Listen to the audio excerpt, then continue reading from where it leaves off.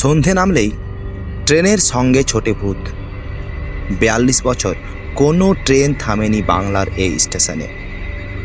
এ কাহিনী এমন এক রেল স্টেশনের যেখানে ৪২ বছর কোনো ট্রেন থামেনি, বরং এই স্টেশন পার করার সময় ট্রেনের গতি আরও বাড়িয়ে দেন চালক। কিন্তু কেন এই স্টেশন কোনো ট্রেন দাঁড়ায় না? কেনই বা এই স্টেশন পার করার সময় ট্রেনের কামরার জানালা পর্যন্ত বন্ধ করে দেন যাত্রীরা? কারণ শুনলে চমকে উঠবেন আপনারা। এ এক ভুতুড়ে স্টেশনের গল্প, গায়ে কাঁটা দেয়। প্রতি রাজ্যে, এমনকি প্রতিটি শহরেই এমন কিছু জায়গা থাকে যাকে ভুতুড়ে আখ্যা দেওয়া হয়। তেমনই একটি স্টেশন হলো বেগুনকোদর রেল স্টেশন। এই স্টেশনকে ঘিরে ভূতের গল্প আছে। যেমন ভুতুড়ে জায়গা নিয়ে কিছু গল্প থাকে, যার কারণে মানুষ সেই স্থানকে পরিত্যক্ত করে দেয়, তেমনি এই স্টেশনের ক্ষেত্রেও এমন এক গল্প রয়েছে যার জন্য এই স্টেশনে কোনো ট্রেন থামে না। সবাই এড়িয়ে যায় স্টেশনটিকে, ভুলেও এ পথে আসেন না কেউ। এক আধ দিন নয়, ৪২ বছর ধরে এই স্টেশনে কোনো ট্রেন থামেনি। স্টেশনের নাম শুনলেই মানুষ এখনও ভয়ে কেঁপে ওঠে। কিন্তু কেন এই রেল স্টেশনকে ভুতুড়ে স্টেশনের আখ্যা দেওয়া হয়েছিল? এবং সেই গল্পটি এতটাই বিশ্বাসযোগ্য হয়ে উঠেছিল যে স্টেশনটিকে ৪২ বছর ধরে বন্ধ রেখেছে রেল কর্তৃপক্ষ। বন্ধ রাখার পিছনে ভূতের ভয়কে কারণ হিসেবে উল্লেখ করা হয়েছে। পরিত্যক্ত স্টেশনে কোনো ট্রেন থামে না, কোনো যাত্রীও স্টেশন মুখ হয় না। ওই ভুতুড়ে স্টেশনটি রয়েছে এই বাংলাতেই। জানেন কি এই স্টেশনটি কোথায় অবস্থিত? আর কোথাও নয়, স্টেশনটির অবস্থান আমাদের বাংলাতেই, পুরুলিয়া জেলার বেগুনকোদর স্টেশন। পশ্চিমবঙ্গ ও ঝাড়গ্রামকে জুড়েছে এই স্টেশনটি। এক ভূতের গল্পের জন্য জনপ্রিয় হয়ে ওঠে স্টেশনটি। স্টেশনটি ৪২ বছর ধরে বন্ধ রয়েছে একটি মেয়ের কারণে। হ্যাঁ, একটি মেয়ের কারণে স্টেশনটিতে কোনো ট্রেন থামে না। স্টেশনটি বন্ধ হয়ে পড়ে রয়েছে সুদীর্ঘকাল। পুরুলিয়ার এই বেগুনকোদর স্টেশনে নাকি এক মেয়ের ভূত থাকে।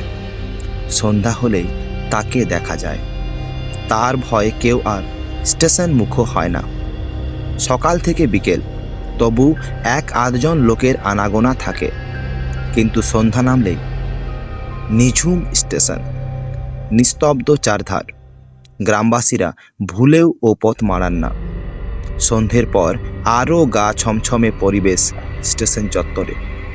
সন্ধ্যা নামলেই অন্ধকারে ডুবে যায় ওই ভূত স্টেশন। এই বেগুনকোদর রেলওয়ে স্টেশন চালু হয় 1960 সালে, কিন্তু 7 বছর পরই তা বন্ধ করে দিতে বাধ্য হয়। এরপর 2007 সালে গ্রামবাসীরা তৎকালীন রেলমন্ত্রী মমতা বন্দ্যোপাধ্যায়কে একটি চিঠি লিখে স্টেশনটি চালু করার আবেদন করেছিলেন। তার 2 বছর পর খুলে দেওয়া হয় স্টেশনটি। সেই থেকে স্টেশনে ট্রেন থামে বিকেল 5টা পর্যন্ত। তারপর ফের অন্ধকারে ডুবে যায় ভুতুড়ে স্টেশন। গল্পটি 1967 সালের। বেগুনকোদর স্টেশনে এক রেল কর্মী একজন মহিলার ভূতকে দেখতে পান। রাতের অন্ধকারে ট্রেনের আলোয় তিনি দেখেন সাদা শাড়ি পরা একটা মেয়ে ট্রেনের পিছু পিছু ছুটছে। তারপরই হঠাৎ সে মিলিয়ে গেল। কোনো রকমে বাসায় ফিরে তিনি রাত কাটিয়েছিলেন ভয়ে ভয়ে। পরের দিনই স্টেশন মাস্টারকে জানিয়েছিলেন বিষয়টি। প্রথমে উপেক্ষা করে উড়িয়ে দিলেও তার মনেই বাসা খটকা লেগেছিল। এতদিন তো এমন কিছু শোনা যায়নি। হঠাৎ করে ওই কর্মী কেনই বা বলল ভূতের কথা? এই বেগুনকোদর স্টেশনে কোনো প্ল্যাটফর্ম নেই। একটি কোনায় একটি 10 ফুট বাই 12 ফুটের টিকিট কাউন্টার আছে শুধু। তার সঙ্গে রয়েছে একটি কোয়ার্টার। ওই কোয়ার্টারেই থাকেন স্টেশন মাস্টার। রেল কর্মীরাও থাকেন সেই কোয়ার্টারেই। একটি মেয়ের ভূত রয়েছে স্টেশনে। রেলকর্মীর মুখে তা শোনার পর স্টেশন মাস্টার পরদিন রাতেই তার সত্যতা জানার জন্য উদগ্রীব হয়ে ওঠেন। একটি ট্রেন আসার সময়ই তিনি ট্রেন লাইনের দিকে তাকিয়ে বিস্মিত হয়ে যান। ট্রেনটি স্টেশনের সামনে আসতেই একটি মেয়ে ট্রেনের সঙ্গে সঙ্গে ছুটতে শুরু করে। তিনি নিজের চোখে দেখেন ট্রেনটির পিছু পিছু ছুটছে মেয়েটি। তারপরে ভয়ে শিউরে ওঠেন তিনি। তার পরদিনও তিনি বুকে সাহস নিয়ে ফের ট্রেন আসার আগেই রেল লাইনের সামনে গিয়ে দাঁড়ান আরও ভালো করে দেখার জন্য। এবার তিনি যা দেখলেন তাতে আরও বিস্মিত হতে হয়। এবার তিনি দেখলেন মেয়েটি ট্রেনের গতিতে ছুটছে। একটা সময় সে ট্রেনকেও টপকে যায়, তারপর বিলীন হয়ে যায় বাতাসে। এরপরই ওই স্টেশন মাস্টার অসুস্থ হয়ে পড়েন এবং কয়েকদিনের মধ্যেই তার মৃত্যু হয়। তখন লোকের মুখে মুখে ছড়িয়ে পড়ে ওই ভুতুড়ে স্টেশনের গল্প। স্টেশন মাস্টারের মৃত্যুর পর আরও একজন ওই চাকরিতে যোগ দেন। তিনিও দেখেন ওই ভুতুড়ে কাণ্ড। তারপর তিনি ঊর্ধ্বতন কর্তৃপক্ষকে জানান এই স্টেশনে চাকরি করা তার পক্ষে সম্ভব নয়। তিনি বদলি হয়ে অন্যত্র চলে যান। রেল কর্তৃপক্ষ ভূতের উপদ্রবে বন্ধ করে দেয় স্টেশনটি। রেল বুকে কারণ হিসেবে ওই ভূতের কথা লেখা হয়, আর লোকের মুখে মুখে ছড়িয়ে পড়ে ভুতুড়ে স্টেশনের ওই কাহিনী। স্থানীয় লোকজনেরাও সে সময় দেখেছিলেন ওই মেয়ে ভূতকে ট্রেনের সঙ্গে সঙ্গে ছুটতে, এবং ওই মেয়ে ভূতকে প্ল্যাটফর্মে নাচতেও দেখেছেন অনেকে। আবার ওই ভূতকে রেল স্টেশনের সামনে গাছেও বসে থাকতে দেখা যায়। মোট কথা, তারপর থেকে সন্ধ্যার পর আর কেউ যান না বেগুনকোদর স্টেশনের সামনে। আর ট্রেনের যাত্রীরাও রাতের বেলায় স্টেশন পার করার সময় জানলা বন্ধ করে দেন আগে থেকে। কিন্তু কে এই মহিলা যিনি এক ছুটে হার মানান ট্রেনের গতিকেও? কে এই মহিলা যাকে ট্রেন এলেই দেখা যায় ছুটতে? ট্রেনের সঙ্গে ছুটতে থাকেন তিনি, ট্রেনকেও টপকে যান এক নিমেষে। শোনা যায় ওই স্টেশনেই ট্রেন দুর্ঘটনায় তার মৃত্যু হয়েছিল। ভূতের গল্প ছড়িয়ে পড়ার কিছুদিন আগেই ঘটেছিল ওই দুর্ঘটনা। চালু ট্রেনের পিছনে পিছনে ছুটে ট্রেনে উঠতে গিয়ে মৃত্যু হয়েছিল তার। তার আত্মাই ঘুরে বেড়ায় নাকি সেই স্টেশনে। এরপর থেকে আর ওই স্টেশনে ট্রেন থামেনি। কারো নামা ওঠার প্রশ্নও নেই। সবার মনেই খটকা ছিল, আজও আছে। তবু দিনের বেলায় কেউ কেউ যেতেন, সন্ধ্যার পর তো কেউ না। তবে 40 বছর কেটে যাওয়ার পর স্থানীয়রা স্টেশনটি চালু করতে আবার চিঠি লেখেন তৎকালীন রেলমন্ত্রী মমতা বন্দ্যোপাধ্যায়কে। তখনই ফের তোড়জোড় শুরু হয়। বিজ্ঞান মঞ্চের কর্মীরা রাতে স্টেশনে থেকে ভূতের কাহিনীর সত্যতা নিরূপণ করতে আসেন। তখন স্থানীয়রা নিষেধ করেছিলেন রাতে ওই স্টেশনে না যেতে, প্রাণ চলে যেতে পারে। তবুও 11 জন বিজ্ঞান মঞ্চের কর্মী স্টেশনে রাতভর কাটিয়ে কোনো ভুতুড়ে কাণ্ড কারখানা দেখতে পাননি। তারা রিপোর্ট দেওয়ার পরই ফের চালু হয় স্টেশন। 1967 পর 2009 সালে ফের বেগুনকোদর স্টেশনে ট্রেন থামে।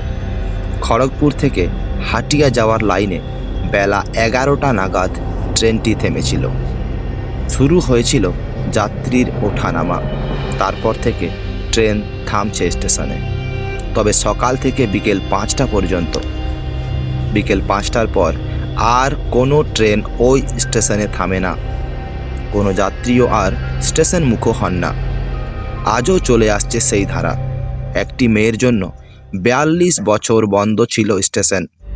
আজও বিকেল 5টা বাজলেই ছুটির ঘন্টা পড়ে যায়। কেউ ওপথ মারায় না আর। আজও ট্রেন গেলেই তার সঙ্গে হয়তো ছুটে বেড়ায় সেই মেয়ের ভূত। আজকে আমি সেই স্টেশনেরই একটি গল্প আপনাদেরকে শোনাব। গল্পটি শেষ পর্যন্ত শুনুন। শুরু করতে চলেছি আমাদের আজকের ভৌতিক ঘটনা। I can see you from behind. অনিন্দ স্টেশনে পৌঁছেই শুনল লাস্ট ট্রেনটার আধ ঘন্টা লেট আছে। একটু চমকে উঠল সে। এখানে আধ ঘন্টা মানে বাড়ি পৌঁছাতেও আরও ঘন্টা 2 দেরি। একবার ঘড়িটা দেখল সে, 11:30। বাড়ি পৌঁছে সব কিছু করে শুতে শুতেই তো ভোর হয়ে যাবে। দূর, ভালো লাগে না। প্রতিদিন রাত করে ফেরা, আবার ভোর থাকতে বাইরে বেরোনো। নেহাত এখনও মা বেঁচে আছে, না হলে একা মনীষার পক্ষে এত কিছু সামলানো সম্ভব হতো না। টিএল আবার ভীষণ রিউড, কিছু বললেই উত্তর দেয়, না পারলে কাজ ছেড়ে দাও, তোমার জায়গায় আরও 3 জনকে নিয়ে নিচ্ছি। অনিন্দ আর কোনো উত্তর দিতে পারে না। এমনিতেই চাকরির যা বাজার, খুব একটা ভালো নয়। ঘরে ও বাইকের স্ট্যান্ডে ফোন করে দেরি হবার খবর জানিয়ে এদিক ওদিক ঘোরাঘুরি করবার সময় 3 নম্বর থেকে 1 নম্বর প্ল্যাটফর্মের দিকে তাকিয়ে দেখে ওদিকে একটা চায়ের দোকান এখনও খোলা আছে। বাকি প্ল্যাটফর্মটা একেবারে ফাঁকা। অবশ্য এরকম অভিজ্ঞতা অনিন্দর এর আগে বহুবার হয়েছে। অনেকবার এই রকম বিভিন্ন প্ল্যাটফর্মে শেষ ট্রেনে একেবারে একা বাড়ি ফিরেছে। একবার তো ট্রেনের ভিতর ডাকাতের পাল্লাতে পড়েছিল। বড় ব্যাগ দেখে তারা ভেবেছিল ব্যাগে বুঝি অনেক টাকা আছে, কিন্তু ব্যাগ খুলে ওষুধের প্যাকেট দেখে তাদেরও মাথায় হাত পড়ে যায়। একজন তো বলেই ফেলে, আপনার কাছে গ্যাস অম্বলের কোনো ওষুধ আছে? আমার সন্ধে থেকে পেটটা ভুটভুট করছে। অনিন্দ তাকে ওষুধ দিলেও কাউকে কোনোদিন বলতে পারে না ডাকাতে তার কাছ থেকে ওষুধ চেয়ে খেয়েছে। একা থাকলে এই সব কথাগুলো নিজের মনে এনে হেসে ওঠে। মাথাটা খুব ব্যথা করছে। 3 নম্বর থেকে 1 নম্বরের চায়ের দোকানের দিকে যাবে এমন সময় একটা ট্রেনের আলো দেখতে পায়। এখন আবার কি ট্রেন আসতে পারে? মাল ট্রেন? খুব তাড়াতাড়ি অ্যাপটা খুলে চেক করলেও কিছু দেখতে পায় না। একটু অবাক হয়ে যায় অনিন্দ। যাই ট্রেন হোক, সবগুলোই তার স্টেশনে দাঁড়ায়।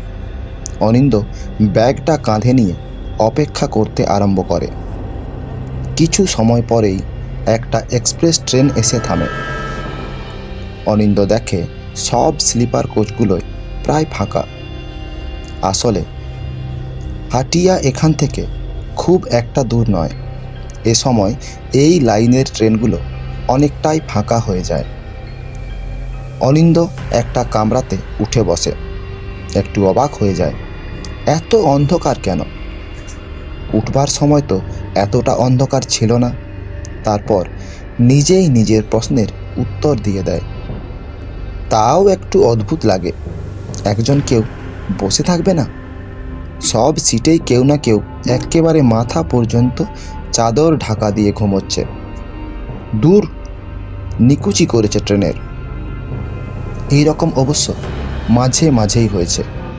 স্লিপারে এরকমভাবে শুয়ে থাকে, বসতে একটুকুও জায়গা দেয় না। অবশ্য দেবেই বা কেন? ওরা টাকা দিয়ে সিট রিজার্ভ করেছে, ডেলি প্যাসেঞ্জারকে বসতে দেবে কেন? অনিন্দ ট্রেন থেকে নেমে পড়তে গিয়েও থমকে যায়। ট্রেনটা কেমন একটা অদ্ভুতভাবে সেই মুহূর্তে চলতে আরম্ভ করে। খুব মুশকিলে পড়ে অনিন্দ। ট্রেনের কামরার ভিতর দিয়ে একের পর এক কামরা পেরিয়ে গেলেও অনিন্দের নিজের খুব অদ্ভুত লাগে। ভয় লাগতে আরম্ভ করে। এটা কি করে সম্ভব হয়? একটা ট্রেনের সব কামরার সব প্যাসেঞ্জার এই রকম একইভাবে মাথা পর্যন্ত ঢাকা নিয়ে শুয়ে থাকতে পারে? অনিন্দের কিছু সময়ের জন্য একটা ঘোর লাগার পরেই একটা গলার আওয়াজ শুনতে পায়। কোথায় যাবেন? থমকে দাঁড়ায় অনিন্দ। যাক, তাহলে গলার আওয়াজ শোনা গেল। ঘাড় ঘুরিয়ে খুব আস্তে আস্তেই তার নিজের স্টেশনের নামটা জানিয়ে বলে ওঠে, এই সামনেই। তাহলে বসুন। তারপরেই অনিন্দ লক্ষ্য করে একটা লোক মাথা পর্যন্ত চাদর মুড়ি দেওয়া অবস্থাতেই সিটের উপর উঠে বসে অনিন্দকে বসবার একটা জায়গা করে দেয়। অনিন্দ কোনো কথা না বাড়িয়ে সিটটাতে বসে একটা তৃপ্তির শ্বাস ফেলে। ব্যাগ থেকে জলের বোতল বের করে জল পান করতে করতে লক্ষ্য করে উল্টো দিকে লোয়ার আপার, সাইডের আপার লোয়ার সব সিট থেকে প্যাসেঞ্জারগুলো ঠিক একইভাবে মাথা পর্যন্ত চাদর মুড়ি দিয়েই উঠে বসে পড়েছে। অনিন্দের গলায় জল আটকে যায়। এটা কি চোখের ভুল, না কেমন যেন মনে হয় সিটে বসে থাকা অবস্থায় সবাই তার দিকে তাকিয়ে আছে। তার প্রতিটা আচরণ লক্ষ্য করছে তারা। গতিবিধি বোঝার চেষ্টা করে নিজেদের সাথে মেলানোর চেষ্টা করছে। অনিন্দ আবার বোতল বের করে জল পান করতে গিয়ে থমকে যায়। এ কি হলো? একটু আগেই প্ল্যাটফর্মের কলে এক বোতল জল ভরল, নিজে মাত্র একবার বোতলটা থেকে জল পান করলো, তারপর মুখটাও ভালো করেই লাগিয়েছিল। জলটা পড়ে গেল। ব্যাগের ভিতর হাত ভরে ওষুধের স্ট্রিপগুলো ভিজে গেছে কিনা বোঝার চেষ্টা করলো। না, ব্যাগের ভিতরে তো জল পড়েনি। একেবারে খটখটে। চোখ ঘুরিয়ে একবার চারদিকটা দেখে নেবার চেষ্টা করলো। হ্যাঁ, সবাই একভাবেই তার দিকেই তাকিয়ে বসে আছে। পকেট থেকে কোনো মতে মোবাইলটা বের করবার জন্য বাঁ পকেটে হাত ভরেও হাতটা টেনে নিল। মনে হলো পকেটের ভিতরে কেউ যেন হাতটা ধরে রাখছে। মোবাইলটা নিতে হলে সেই হাতটা টপকে তাকে যেতে হবে। ভয়ে অনিন্দের গলা শুকিয়ে যেতে আরম্ভ করলেও এক ফোঁটা জল নেই। সব কীরকম বেহিসাবি হয়ে উঠছে। এমনিতে অনিন্দ ভূত বা ঈশ্বর কাউকেই বিশ্বাস করে না, কিন্তু এগুলো কি হতে পারে? কিছু একটা হয়েছে, অত ভেবে কাজ নেই। তবে আর যাই হোক, এটা কোনো অতি প্রাকৃতিক ঘটনা নয়। এদিকে ট্রেনটাও পাগলের মতো ছুটে চলেছে। বেশ কয়েকবার ডান ও বাঁ দিকে চোখ রেখে স্টেশনের নাম পড়বার চেষ্টা করেছে, কিন্তু কোথায় স্টেশন কোথায় প্ল্যাটফর্ম, চারদিকে শুধু ঘুটঘুটে অন্ধকার। আর তাকে কাটিয়ে এগিয়ে চলেছে এই ট্রেন। মরুক গে যাক। অনিন্দ চোখ দুটো বন্ধ করে মাথাটা পিছন দিকে হেলিয়ে বসতেই মনে হলো নিচের থেকে পা দুটো কেউ যেন টেনে ধরেছে। পা কে টেনে ধরবে? ইঁদুর? ইঁদুর থাকলে পায়ে উঠতে পারে, কিন্তু টেনে তো ধরতে পারে না। তাহলে মনের ভুল। অনেক রাস্তা হাঁটাহাঁটি হয়েছে। নার্সিংহোমটাতেও 1 তলা থেকে 4 তলা বহুবার করতে হয়েছে। সেখানে পেশিতে কিছু হতে পারে, সেটাকেই হয়তো টান মনে হচ্ছে। এইভাবে নিজেকে বুঝিয়ে অনিন্দ আবার চোখ দুটো বন্ধ করে আগের মতোই বসে থাকলো। কিছু সময়ের মধ্যেই আবার আগের মতো মনে হলো কেউ যেন নিচের থেকে পা দুটো টেনে রাখছে। অনিন্দ আর বসে থাকতে না পেরে সিটের থেকে উঠে নিচে তাকিয়ে দেখতে যাবে এমন সময় পাশে সেই মাথা অবধি ঢাকা নিয়ে বসে থাকা লোকটি বলে উঠল, ও কিছু নয়, আপনার পা দুটোকে দেখে ওরা অবাক হয়ে একটু দেখছিল। ওরা মানে কারা? ওদের পা নেই? ওদের আবার পা থাকে নাকি? কেন? ওরা কি কোনো?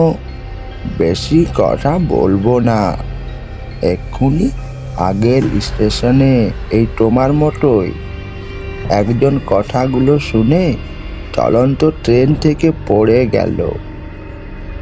অনিন্দের হাত পা কীরকম যেন অবশ হয়ে যেতে লাগলো, গলা শুকিয়ে আসছে। তাও জিজ্ঞেস করলো, পড়ে পড়ে গেল? তারপর আবার কি যা হয়, মারা গেল। ওই জন্যেই তো লাস্ট লোকালটার আসতে দেরি হলো, আর আপনি এটাতে উঠলেন। অনিন্দের সব কিছু কেমন যেন গোলমাল হয়ে যেতে আরম্ভ করলো। এই লোকটা বলে কি লাস্ট ট্রেনের জন্য অপেক্ষা করছিল, সে কথাটা কিভাবে জানলো? আর এভাবে বলার মানে কি? ভালো লাগছে না, শ্বাস প্রশ্বাস নিতে অসুবিধা হচ্ছে, ঘাম বেরোচ্ছিল, শরীরে কেমন একটা অসুবিধা হচ্ছিল। এদিক ওদিক তাকিয়ে দেখলো সব জানলা একেবারে বন্ধ। এরা কি সব পাগল? এই ট্রেনটা কি পাগলদের বয়ে আনছে? এই অবস্থায় সবাই মাথা থেকে পা পর্যন্ত এই রকম একটা করে বড় বড় ঢাকা চাপিয়ে শুয়ে বা বসে আছে। একবার জোরে শ্বাস নেওয়ার চেষ্টা করে বলল, জানালাটা খুলে দিন, গরম লাগছে তো। আগের ভদ্রলোকটিও এই কথাটাই বলেছিল। আমি জানলা খুলছি না দেখে নিজেই জানলা খুলতে গেলেন। বললাম আমরা কেউ হাওয়া সহ্য করতে পারি না, শুনলেন না, নিজেই জোর করে ডান দিকের জানালাটা খুলতে গেলেন। ব্যাস, তারপরেই হাওয়াতেই বাঁ দিকে পড়ে গেলেন। এবার অনিন্দ রেগে উঠল। কি বাজে কথা বলতে আরম্ভ করেছেন? হাওয়াতে একটা মানুষ কি কখনো ট্রেনের ভিতরে পড়ে যায়? মানুষ কি হাওয়া নাকি যে উড়ে যাবে? কি রকম একটা বিচ্ছিরি আওয়াজ করে ভদ্রলোক হেসে উঠলেন। সে হাসি যেন থামেই না। একে একে পুরো কামরাতে এতক্ষণ যারা শুয়েছিল তারাও উঠে বসে হাসতে আরম্ভ করলো। সে এক বিভৎস হাসি, কিছুতেই যেন সে হাসি থামে না। অনিন্দের কান দুটো ফেটে যায়, দু হাতে দুটো কান বন্ধ করে চিৎকার করে, চুপ! ব্যাস, পুরো কামরা আবার চুপচাপ হয়ে যায়। অনিন্দ হাঁপাতে থাকে। পুরো কামরাতে তার নিঃশ্বাস পড়বার আওয়াজ শোনা যায়। মনে হয় যেন সবাই একসাথে শ্বাস নিচ্ছে। এ যেন শ্বাস নেওয়ার প্রতিযোগিতা হচ্ছে। অনিন্দ রেগে ওঠে, লোকটির দিকে তাকিয়ে বলে, আপনি কি আমার সাথে মজা মারছেন? কি মনে হচ্ছে আমি বাচ্চা ছেলে, যা বলবেন তাই বিশ্বাস করব?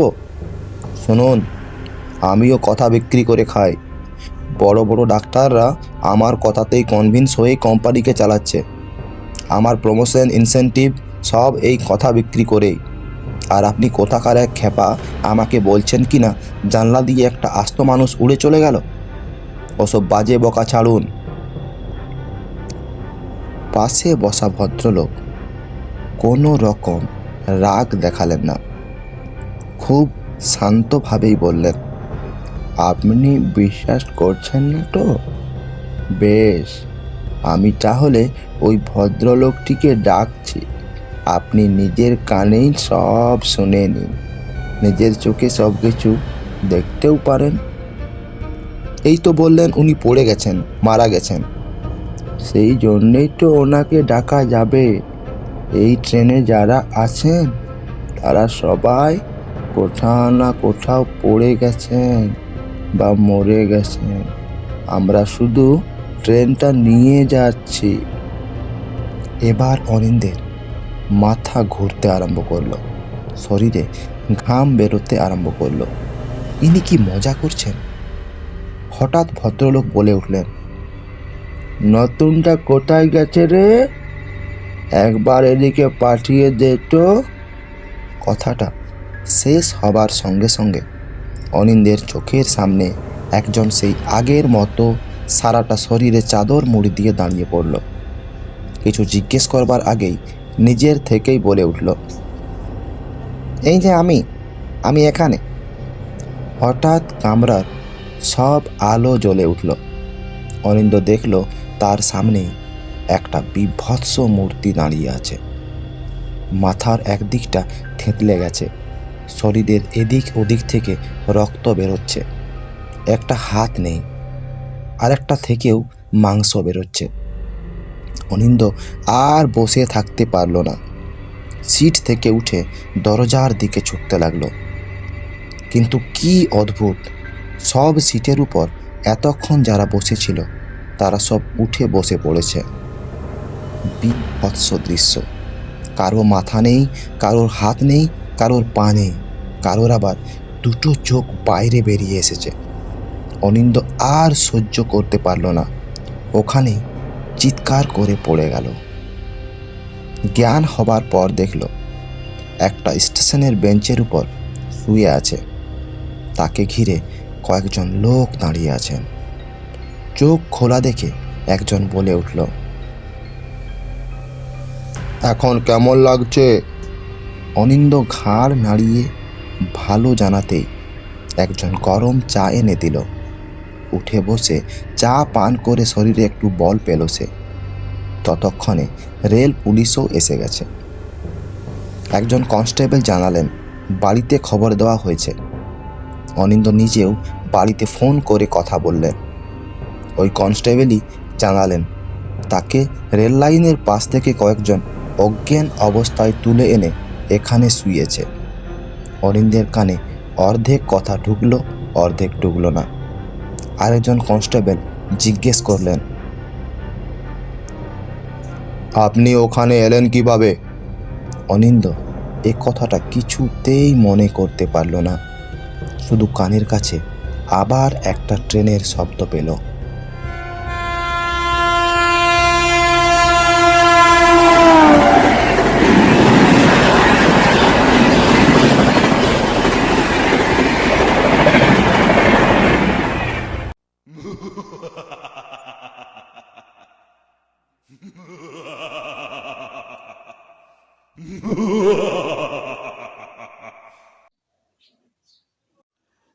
আজকের ঘটনাটি এখানে শেষ করছি। পরের ভিডিওতে আবার দেখা হবে নিত্য নতুন সত্য ঘটনা নিয়ে।